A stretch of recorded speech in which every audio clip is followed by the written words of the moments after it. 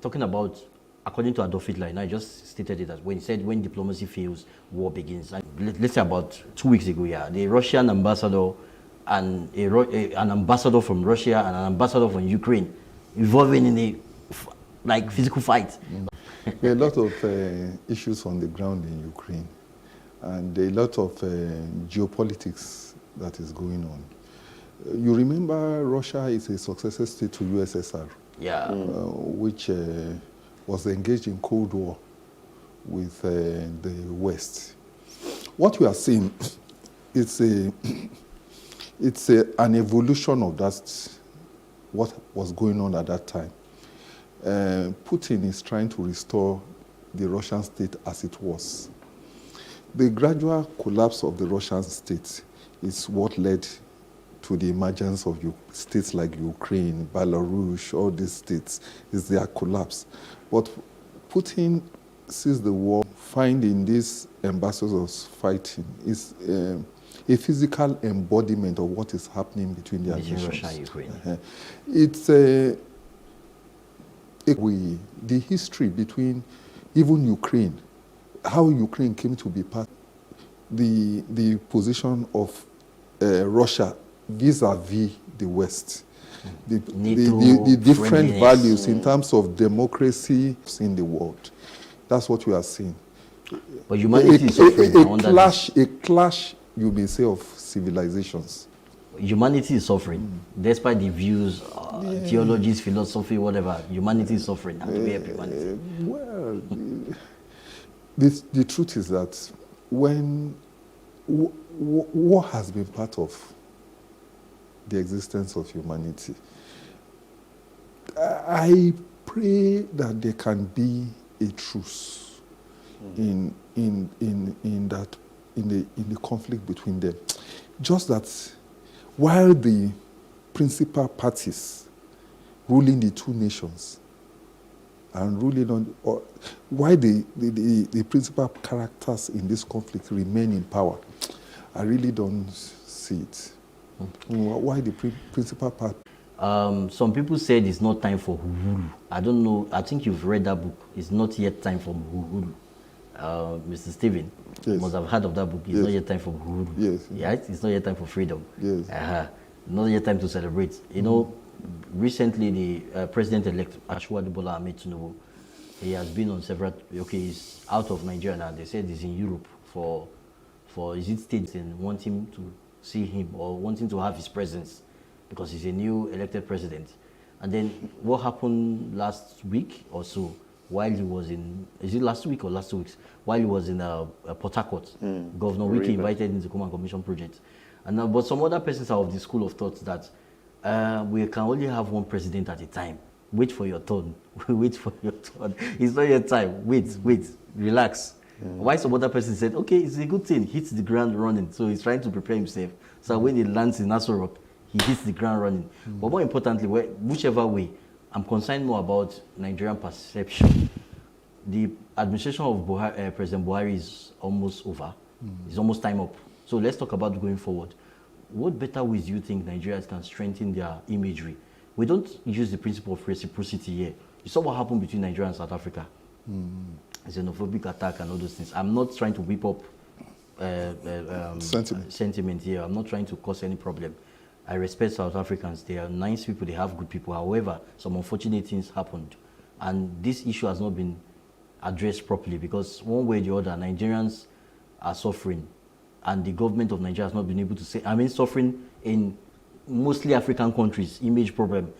The same, during the period of Sudan evacuation, a Nigerian business, I think a Nigerian businesswoman that deals with selling wigs or something, she was in Ghana for a trade fair. And what did they do to her? I don't know that you follow that news. They asked her to leave or they asked her to shut down. They actually came to destroy her trade fair. That, look, you are coming to spoil market for we Ghanaians. Yeah, it happened.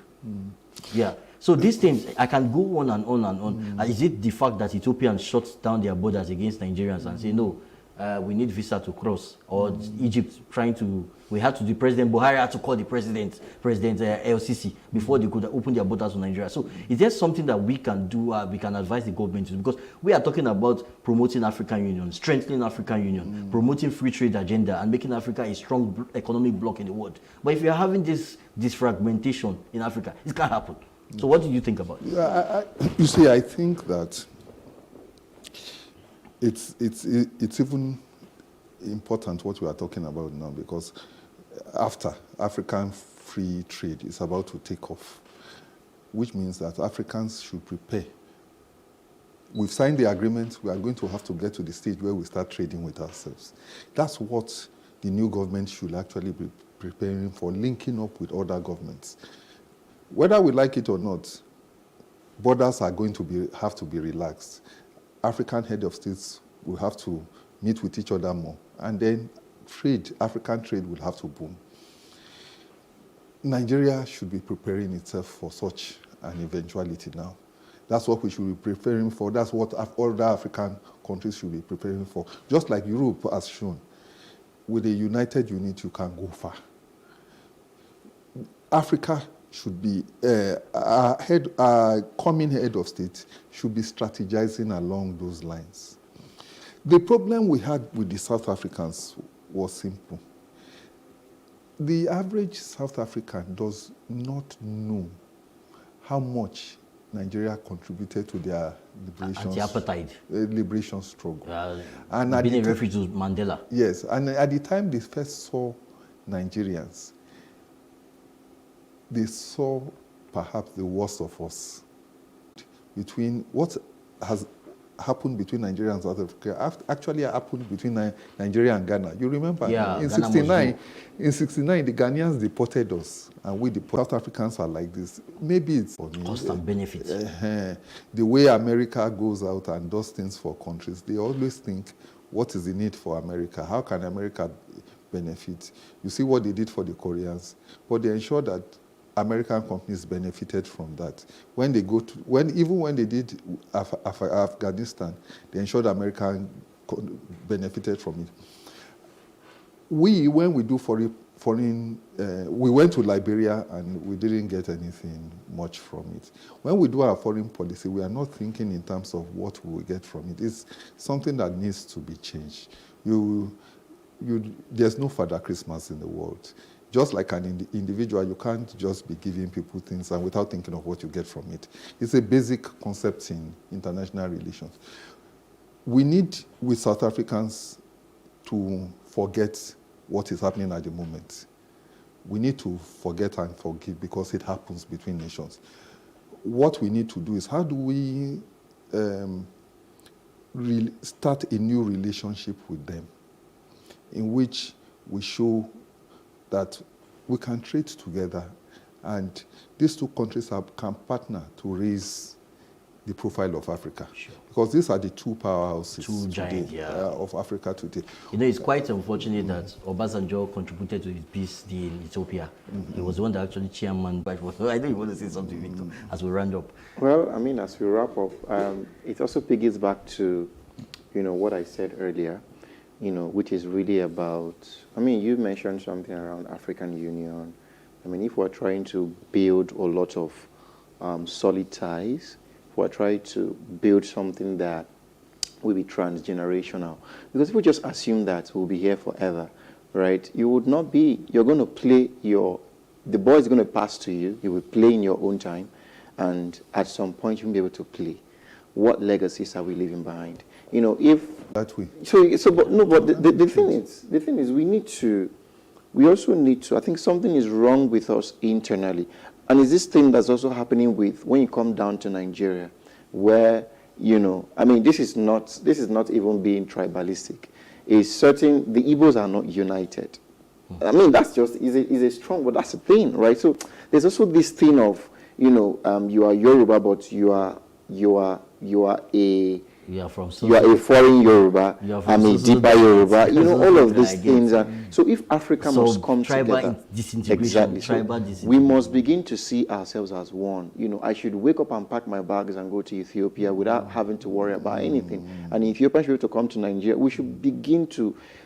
I don't know if you watched that video that's been trending on Twitter.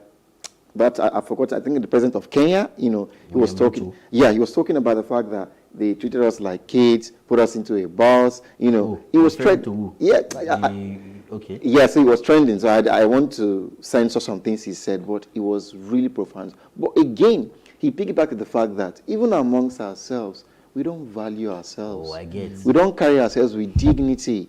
You know, so in a way, I mean, the colonization happened many years ago. Exactly. But somehow they set us, you know, book list and say, you know what, I forgive every one of you that's owed me so much money. And a certain man was owing the king the largest sum of money. He was forgiving that debt. Guess what? The man stepped out, right? So it's this thing of within ourselves, we don't look Yeah, after even worse ourselves. than what you We do. don't see ourselves as valuable. So how are, you know, those that are not of the African descendant, how would they see us as valuable? I mean, it's a deep core of reflection for us. Yes. We need to start seeing ourselves differently. We need to start seeing ourselves of high value. Let's put up a solid front. African Union, we must be solid. Put up a solid front such that when these guys come in, right, we can say, oh, this is how we want to do things. We are united. But when you say, let me go to Ghana to do this, and say, no, don't worry anyway, I will go to Nigeria, they will accept. So you see, so when you say, oh no, these guys are united. So if you try to enter through Ghana, it doesn't work. You go to Ethiopia, it will not going to work. Oh, we've given you one voice. We are united on this matter. Exactly. But when you say, oh, Ethiopian president is saying no, let me go to Liberia, let me go to Senegal, they will say yes. There's no united front. We need to have that united. Say drug abuse, it seems like something that is so distant, but it's happening every day in our homes. 1 in every 4 persons has mental illness. Regardless of your notion of what drug abuse is, you are sure to get the right meaning here. Welcome to Regardless, an anti-drug abuse television show put together by Christ Against Drug Abuse Ministry. Regardless, the anti-drug abuse show, airing on Plus TV Africa every Tuesday at 5:30 p.m. Provide realistic solutions and deepen your knowledge about the interesting world of real estate. We shall showcase architectural design, interior design trends, lifestyle and real-time property news updates, and the right way to navigate through property development and investment. Join me every week on this channel as I take you through an exciting journey in the world of real estate. Space and Style, 6:30 p.m. on Saturdays and 5:30 p.m. on Wednesdays. NYC at 50. Many social media platforms have been flooded with image memories from people who have successfully passed through the National Youth Service Corps program in commemoration of NYC at 50 years. Amidst the different images from people, brought back, you know, some nostalgia. Many people shared their NYC experience. There are several key lessons. 22nd of May, 1973, as an avenue for the reconciliation, reconstruction, and rebuilding of the nation after the Civil War. It was established based on the Decree number 24, which is national unity, vamping it into something much better. Become the necessary tool to rebuilding and restructuring the NYC program. The program also reveals how much broken our educational system is. There is very low premium on education. There's also the issue of, you know, national safety and national security, which has always been there. I strongly believe that the NYC program is a massive opportunity for cultural awareness and integration across board. People shouldn't have to influence their deployment and posting, but it's happening till this very day. We won't pretend that we don't mostly know why people influence their deployment. There's a lot of untapped potential into the program. So I'm going to start with Elijah. To July 2018 in Anambra, specifically Onitsha.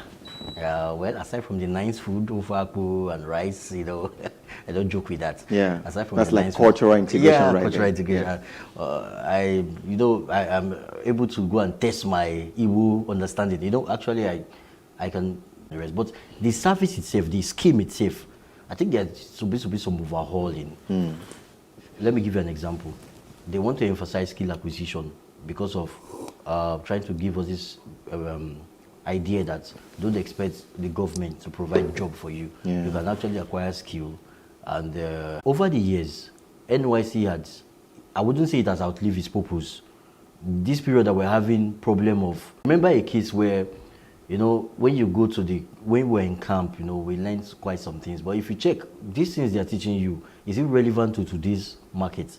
Now, those days, if you go for and serve, it has served this purpose. They need teachers in villages and all those things. Yeah, it's okay. But right now, Nigeria should not be dragged to that level. Just being a rural teacher, that's all. You want to help the government in helping educate children in a rural environment. What will the government do for you? How can you be able to key into the 21st century business-like era or recommended skill? So I think the government should look into it. Fantastic. And it's a good thing that some other countries are copying, I wouldn't say copying us, but they're emulating us.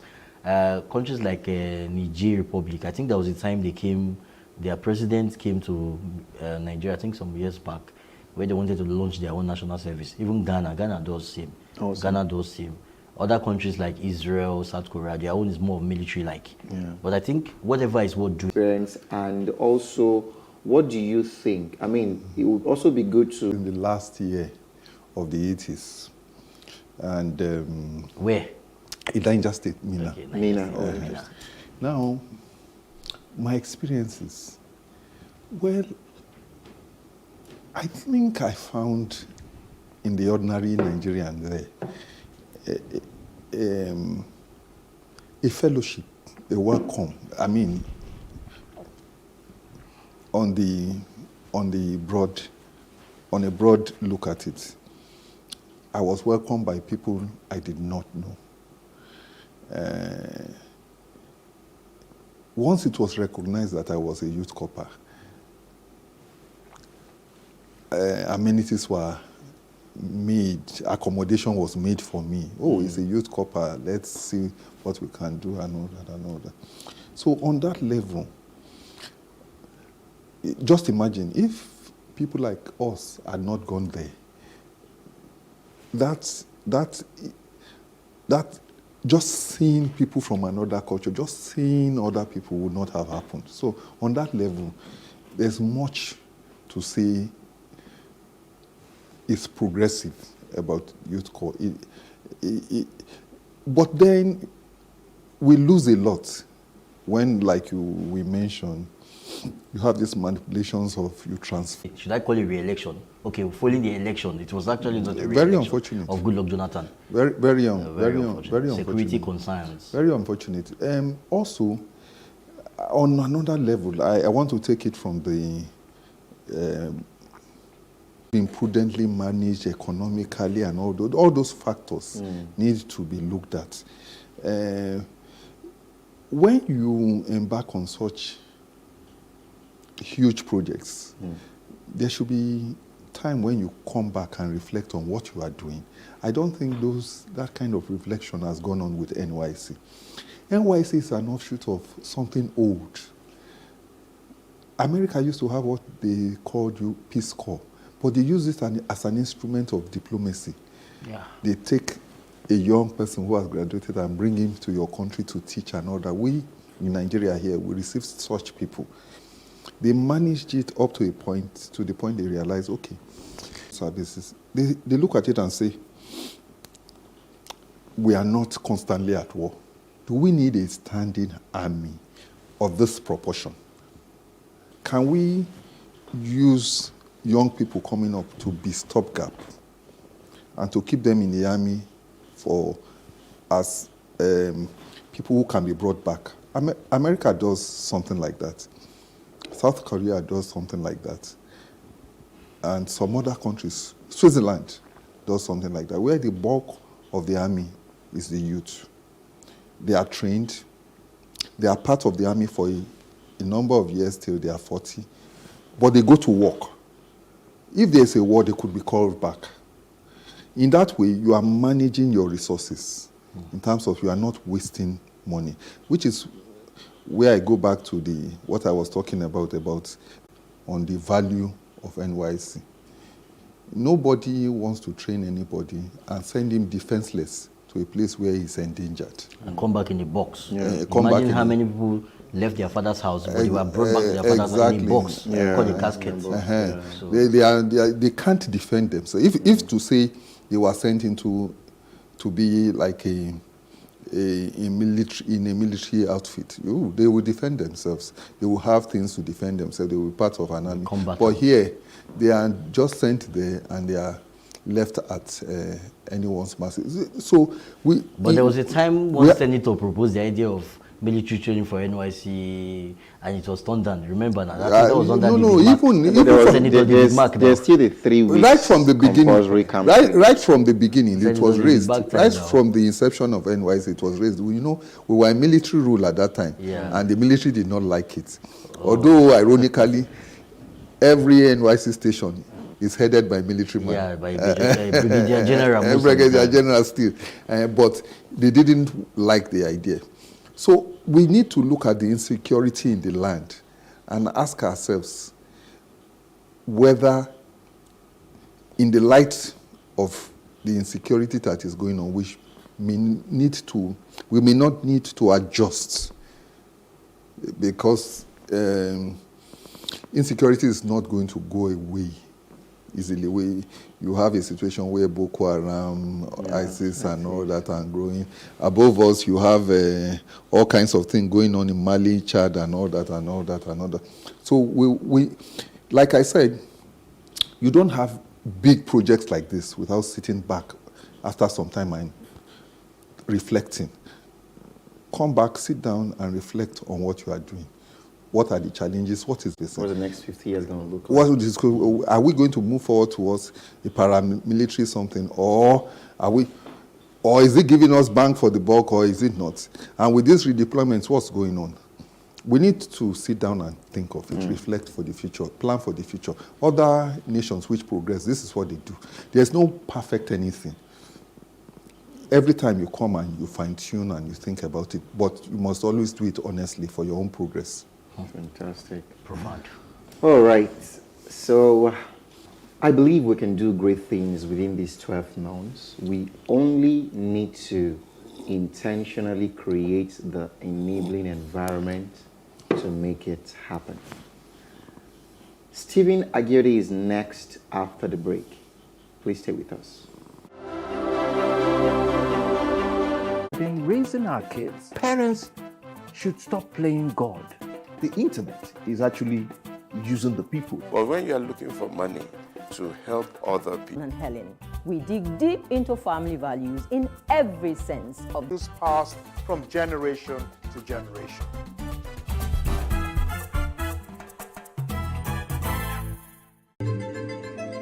Nigeria, by extension, Africa, is faced with a lot of challenges. The growing youth population with little engagement, that is a ticking time bomb.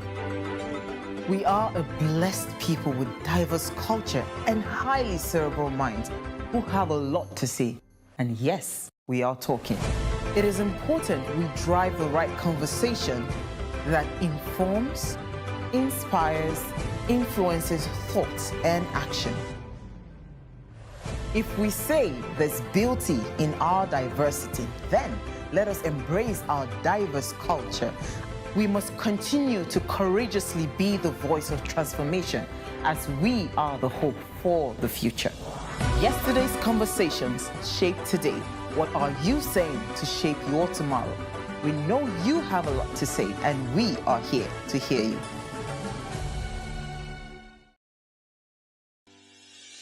Increase the reach of your events or business services. To advertise on Plus TV Africa, please call 0906 000 5719 or 0909 040 8408 or send an email to marketing@plustvafrica.com. Plus TV Africa. Big stories live here. Of Sudan, between rival factions within the government of Sudan.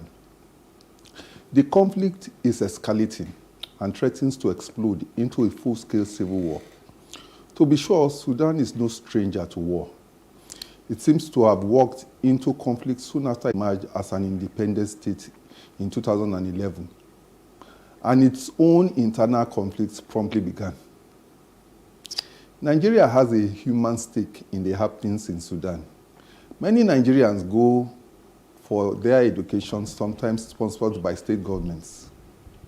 Beyond this, technically, Sudan has always been a refuge for Nigerians. If Section 25 of the Constitution is soberly read, it must not be forgotten, for one, that the children and followers of the last Sultan of Sokoto, before the conquest of the Sokoto Empire by the British, Mohammed Atiru I, lived there and called it home. In many respects, our pre- and post-colonial histories are not dissimilar. There are lessons to be drawn from their experience. The first one, many years after independence, the fact is still not recognized that our nations were arbitrarily cobbled together by our colonizers, leaving ethnic fissures that require understanding and careful handling. There can be no sustainable development without peace, but sustainable peace will not be guaranteed by fiat and the martial boots. There must be a continuous and sincere discussion and bargains for the best arrangement of power that will move our nations forward. Here, there have been much discussion on restructuring, some sincere, some in contempt. But what we must say is that serious attention should be paid to it. Secondly, in general, we must do everything to limit foreign interference in our domestic politics. All their people and not only some. Thirdly, there is a need for African nations, including Nigeria, to develop the capacity of their states to assume full control of the mining and trade of natural resources. One of the factional heads involved in this crisis owns gold mines.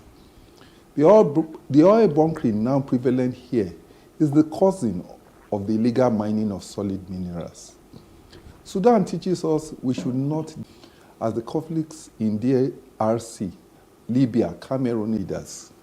This is really, you know what caught my attention there was the African Union. Yes. The conflict in Cameroon. I remember in 2019, I traveled to Cameroon via the sea from Oran. Took a speedboat to Cameroon. When I got there, it was not really very pleasant. The people are generally nice, but the situation at that time was there was war, civil war. Yes. So, between the English-speaking parts. The Amazonian, what they call them, the English and the French Marine. Yeah, Jeddah Marine. She was not very fluent in speaking English. I was not very speaking French, and I was trying to talk to her. Gendam. She could not understand. She didn't really understand where I was coming from. Okay. And I was going back to Nigeria, and I was rough-handed just because of that. Yes. And you know what? The excuse. Look at one silly thing they said that really broke my heart was that, you know, the country is at war. We can just label you as one of the troublemakers. I was like, what's the meaning of that? Like, as we Africa, have we gone to this level? Killings in Cameroon. Yes. And they won't allow foreign press, especially, not even the press, to even capture anything. And yes, African Union will sit down there and be having general assemblies. What are they discussing in the general assemblies? The conflicts in Ethiopia was one, and thank God Olusegun Obasanjo was able to chairman the peace deal. But other regional countries involved. These are countries controlled by the same leaders in the African Union that should be making the peace. At a point, you remember there was a point in their conflict where even South Africa was involved. It's a shame. Yeah. It's a Very shame. big shame. Yeah. It's a big shame. These are the things we should sit down in Africa as we go into NAFTA and all that, and we are trying to do free trade, that we should think about and talk about seriously. We can't go on like this. This can't go on forever. The assignment we are giving them is African Union, try to foster unity and peace amongst African nations. Yes. Real integration, economic integration, You know, we can become a very strong economic bloc to the world. It's not that every time there's problem in Africa or there's problem in the world, you see different world powers, Russia, US, China, they will come and start picking different states and start giving them something. I want to use and influence you. So in fact, I'm happy you've mentioned it, because actually that's what's happening in Africa now. You see above us in the Maghreb, you hear the Russian Wagner group is always there. Some say it's even in Nigeria here, and that some of the clashes you see for all these bandits and all that even are motivated by them, because they were accusing France that they have. Yes, because where there's confusion, they can mine more. You see what happened in Sudan. The man owned a gold mine. One of the generals. The general that is causing the... Is he the president or the vice president? No, the vice president. The vice president. He owns, and he's fighting the president. Exactly. You see, the problem with Sudan was that both of them connived to remove the president then. Exactly. And what's his name again? His name was... He actually set up these two generals so that he will remain in power. One will fight one in case if they want to remove him. The team teamed up and removed him. Now they are fighting themselves. So what I'm saying is, the point I was making with that was, look, don't let individuals be bigger than that. We don't move into oligarchy. Yeah. Where that's the few privileged exactly where the state is actually controlled by individuals, and the individuals are stronger than the government. Yes, we should build strong institutions that will outlive any human. Not the other way around. Not the other way around. So these are the lessons. You can have states. If, for instance, someone corners the oil in Nigeria, you imagine what that person virtually owns Nigeria. It's a cautionary tale that may be happening. What I'm going to say in all of this is, I think oftentimes the enemy is within. Right? The enemy that we're fighting is within, and not without. If you can conquer the enemy within, then it's easier to, again, picking back to what I said earlier, putting up a solid front. We must conquer the enemy within. We must conquer ourselves. We must conquer our self-centeredness. We must come together. As much as, I mean, politics is played everywhere virtually, even in the United States and all of that. But there's an approach, right? You know, there's always that, you know, I mean, I've been seeing some of these US government political series on Netflix, right? When you see how they govern, there's always that thin line they're not going to go beyond. You know, this is where we draw the line on this, right? So there's this balance, you know, in their political approach, well, most of them. But, I mean, when you look at Africa, we don't even value, the value of a human life is almost next to nothing. The value of a human life. What do you say? It's a piece of bread to some people. Give them a piece of bread and they kill some people. So the value of a human life is like this, you know, it's just like any, you could just throw it away and it doesn't matter, right? So we need to come back again to our values. And I also want to go to one extreme. If you look at the past history of Europe and wars and all that, you'll notice that the wars were fought by leaders to benefit not themselves but the state. The state, yeah. If you there's a negative Osama bin Laden is a leader. Exactly. So they are fighting for their state, not for themselves. For something bigger than them. Yeah. This is what Africans need to develop. We must think beyond our pockets, ourselves, and of course, like you said, build a global institution, something that will outlive. If Napoleon was fighting for himself, he would probably have been the richest man in the world. But he wasn't. That was something I still want us to drop in our consciousness and to our viewers out there, including government listening, African Union members of member states of African Union.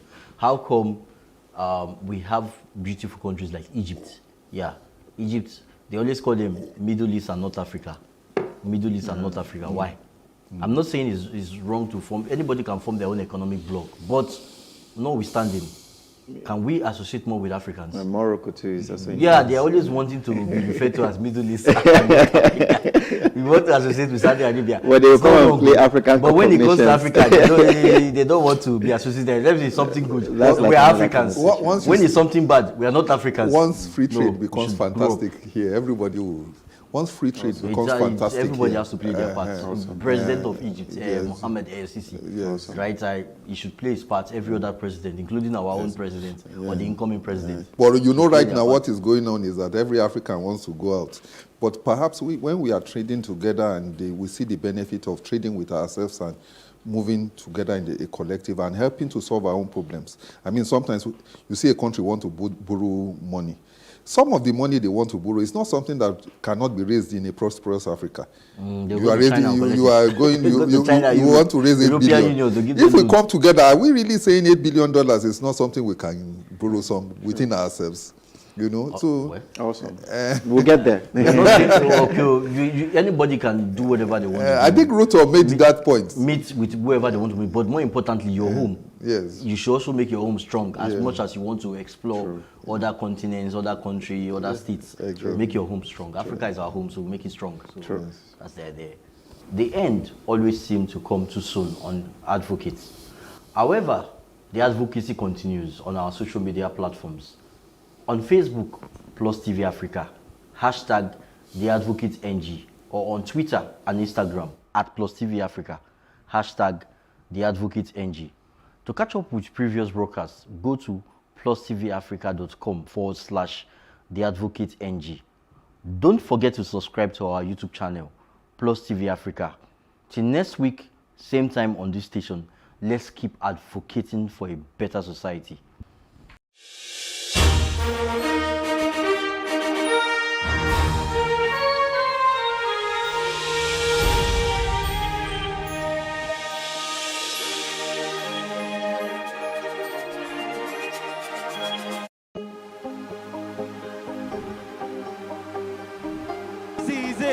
Welcome back. It's tea time on Plus TV Africa. Practice makes perfect. I'm not perfect yet, but I'm a lot better than I used to be. He's a king. He's entitled to marry 100 if he wants to.